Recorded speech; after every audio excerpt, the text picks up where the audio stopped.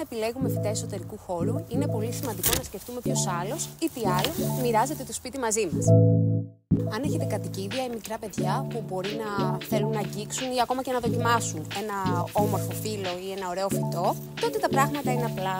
Τα καλά νέα είναι ότι υπάρχουν πολλά φυτά που είναι ακίνδυνα για τους μικρούς μας φίλους, τα τετράποδα ζωάκια σας ή τα παιδάκια σας. Ένα από αυτά είναι η μπουκαρνέα, οι αγαπημένες μου καλαφές, το χλωρόφυτο ή ακόμα και γνωστή σε όλους μας στέρι. Μερικές δαγκωματιές από τα περισσότερα τοξικά φυτά συνήθως δεν προκαλούν παρά μόνο ένα στομαχόπονο. Παρ' όλα αυτά, επειδή πολλές φορές μπορεί όντως να βλάψουν τους φίλους μας ή τα παιδάκια μας, καλό είναι να προσέχουμε και να αποφεύγουμε κάποια φυτά, όπως π.χ. είναι η ζάμια, η σαντσεβιέρια, που θεωρούνται τοξικά για τα ζώα και τα παιδάκια μας.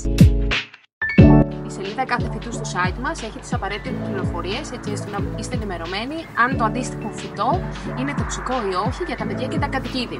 Παρ' όλα αυτά, αν αγοράσατε ένα φυτό που αναφέρεται ως τοξικό, τότε δεν είναι και απόλυτη καταστροφή. Μπορούμε απλά να το τοποθετήσουμε σε ένα ψηλό ράφι ή σε ένα κρεμαστό κάσπο ή γλάστρα, έτσι ώστε να μην τα φτάνουν τα τετράποδα ζωάκια μας.